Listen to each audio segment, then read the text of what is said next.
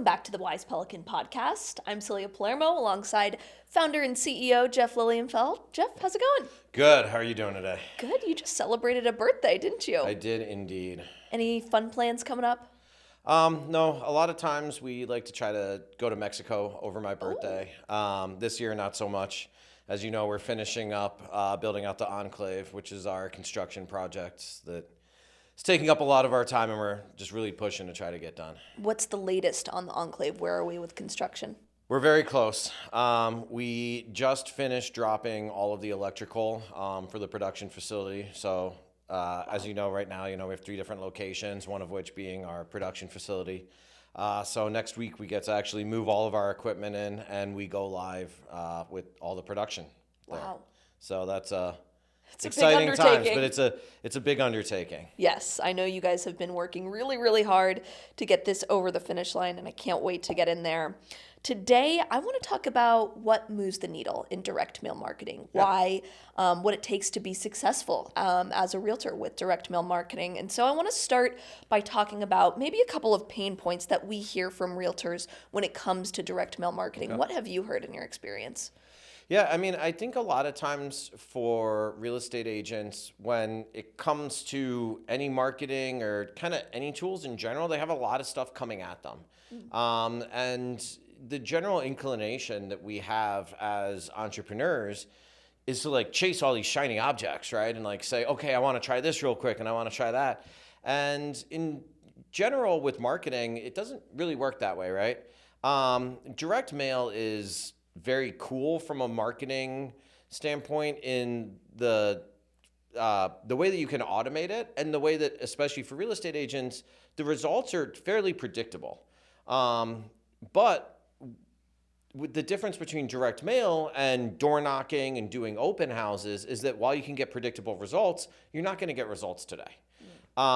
You can get some results today from your sphere and people that you know, right? It can really help to move that needle. But when it comes to farming, just like if you're running Facebook ads or Google ads to get buyers, those leads are going to have to be warmed up, and it's going to take 6 to 12 months.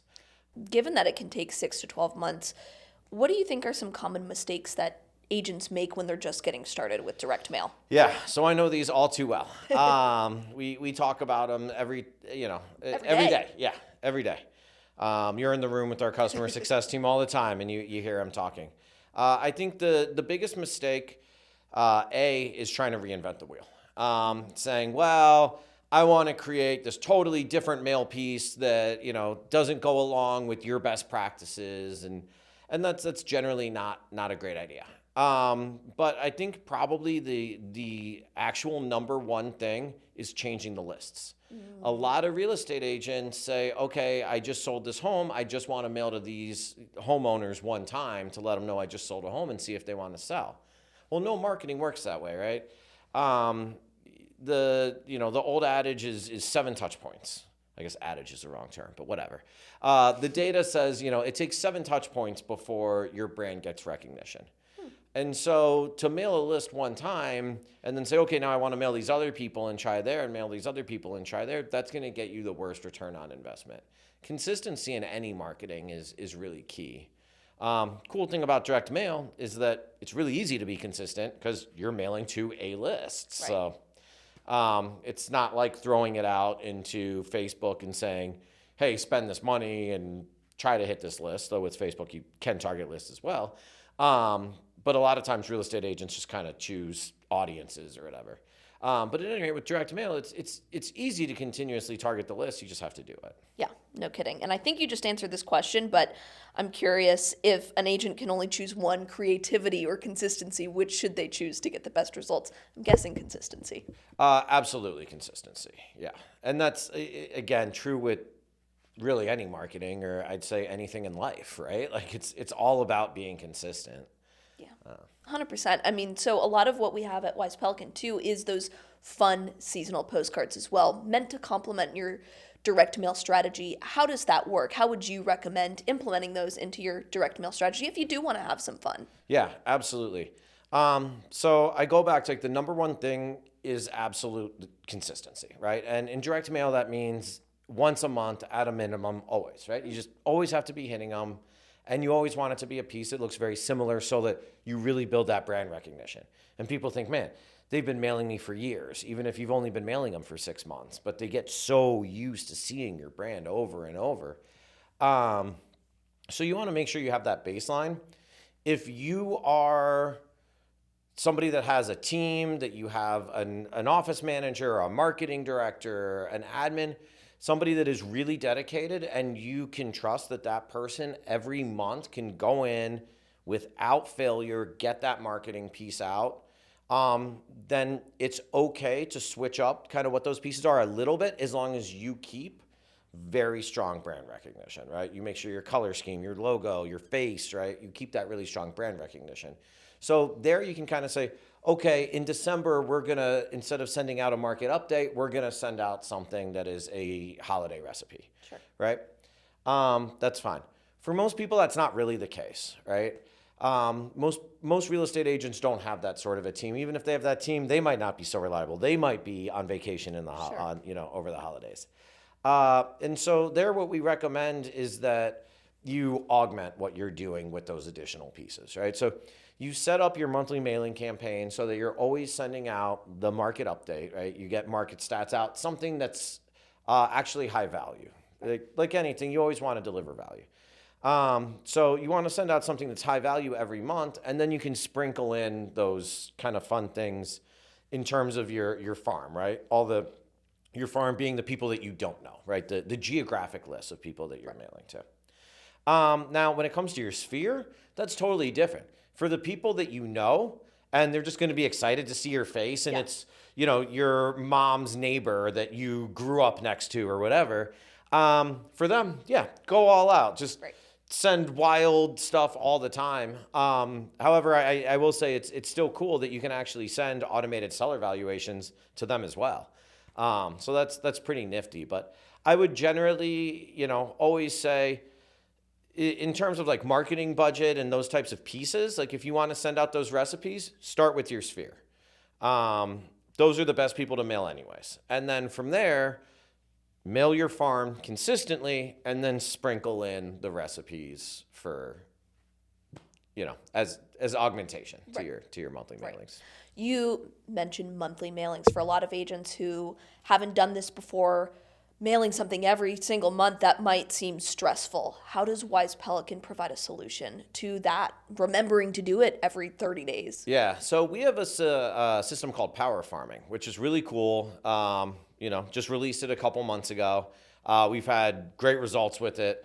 A lot of people signing up because it really does just what you said, and that is that it truly automates your monthly mailings. And what's really nifty about it is that it does what we were just talking about, which is it maintains value with those mailings. The way that it does that is that we actually automatically generate the market stats for that specific postcard every single month. And so your homeowner that's receiving it is getting a postcard with the market stats every month that they want to see. Everybody wants to know what's selling in their neighborhood. And then in addition, it has a unique QR code on each piece, the automated seller valuation, that they can scan and find out what then their home's worth. So they can see, there's 3 homes on the market right now, 4 sold in the last 6 months, average of $387 a square foot, which equals, an average of $689,000. And it's like, that's interesting. I wonder what my home's worth, right? And now, boom, they can scan that QR code. So those are really cool, and they are 100% automated. 100% automated. What was the moment when the light bulb went off for the idea of Power Farm? What was that moment for you when you're like, this is going to be the next thing that we do? Yeah, and honestly, that moment was about 6 years ago. Really? It took us that long to really get to where we are here. But it's why I started Wise Pelican, was because I needed a solution where I could send very targeted mailings to specific subdivisions, right? In Arizona, everything's subdivision based. So I wanted to be able to send Optima Camel View a postcard that said Optima Camel View updated market information. I wanted to be able to send Scottsdale Estates a postcard that said Scottsdale Estates updated market information.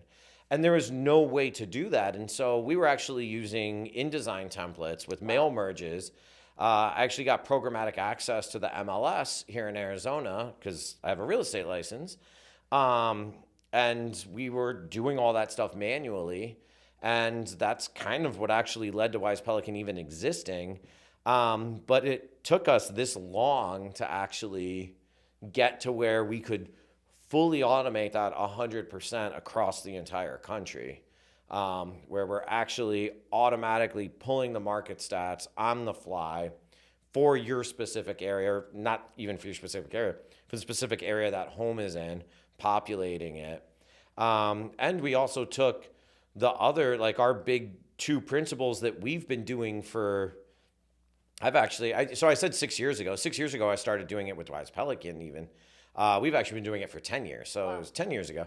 But the other two main things that we look at, which is turnover rates in an area and what we call the agent saturation rate, which is, the number one agent in an area, what percentage of all volume or all listings are they doing? And so we actually incorporated those two things into power farming also. So you can actually pull your lists by looking at a map and saying, okay, what areas have the highest turnover rate and the lowest agent saturation? What's been the response so far from agents who have built their power farm?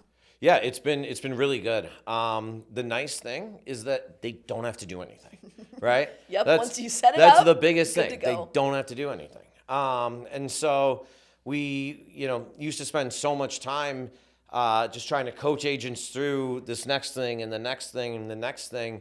And honestly, a lot of times trying to save people from themselves. And one thing that we built in the Power Farm, and I 100% think this is a feature, is we will not let you mess it up. Yeah, it doesn't matter if you want to mess it up. We're not going to let you. Because it's our way to market Power Farm is showing how successful agents are with power farming. And so we don't want you to mess it up because we need you to succeed for us to succeed. What does that look like in practice in terms of making sure that this is fail-proof for agents? Yeah. So it means that we have templates that we know have very high conversion rates in terms of scans, right? So we talked about what we call ASVs or automated seller valuations, where we have that automated valuation model built in and every QR code is unique. So we know the minute a homeowner scans that. So we know exactly how to design templates to maximize the scan rates on there because a scan is a lead. So we know how to maximize the leads. So we have a series of templates that we know are our, best converters and utilizes our best practices. And then if agents want custom templates in their power farm, we're happy to oblige and we'll do them, but we actually won't do power farming custom templates that don't match our best practices. That makes a lot of sense, and that's huge. Yeah, and don't get me wrong, you can go in, you can mail one postcard, 100 postcards, 100,000 postcards on our platform at a time. It's one of the things that's so cool about it, and you can do anything you want on there. I don't care what you put on it, but if it's power farming is designed to generate leads. That's what it's there for, and it's designed to give you the maximum return on investment for your marketing dollar. And so we just don't want to deviate from that. We want to make sure that we are delivering that product over and over. Well, I'm excited to continue seeing the results of Power Farm. We often talk about doing things smarter, not just for our agents, but for our company as a whole. Yeah. What does that mean to you, doing things smarter? Yeah, I mean, for me, it all always comes back to automation, right? I'm all about automating things and just I'm that person that will, maybe to a fault, like when I say to a fault, meaning like I'll spend 5 hours to automate something that maybe would have taken me an hour, but it's like this repetitive task. And I'm like, oh my God, I cannot do that. Like I cannot bring myself to do it. So that's maybe to a fault, or is to a fault, I guess I should say. But to me, doing things smarter is all about A, automating things, and B, not reinventing the wheel. I like to read business books and, figure out what other people have done. But I'm all about going out there and finding other people's research. And especially right now in like the world of AI, like there's so much to learn. And it's all coming out so fast that it's, if you can go out there and you can see what other people have done and learn from other people's mistakes, the old, standing on the shoulders of giants type of thing. Love that. We are Wise Pelican, after all. If you could share one piece of wisdom this week with agents listening to this podcast, what would you say? So my number one piece of wisdom, whether it's to a real estate agent or to anyone, is not only do not ignore AI, but absolutely lean in, embrace it, learn as much as possible about it, because this is the thing that is changing all of our lives, and it's changing it so much faster than anyone even knows. If you're in the software world, you're seeing it fast. If you're not in the software world, you don't know how fast it's coming and just what is about to come.